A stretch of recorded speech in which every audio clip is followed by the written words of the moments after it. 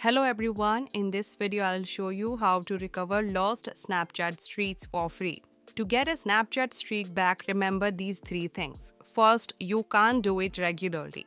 Second, if you have lost multiple streaks, this method will only work for one contact. Third is you have got 24 hours to try to recover the streak, but after that you won't be able to do it. Now let's start with the steps. Open Snapchat app. Tap on your profile icon and go to Settings. Scroll down and tap on I need help. Select the option I have lost my snap streak. Tap on horizontal lines at the top right and tap on Contact Us. Tap on I lost my snap streak in the options provided.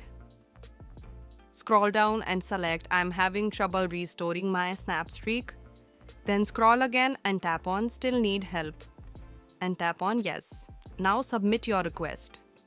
In the reason for contacting Snapchat support section, tap on a different issue option.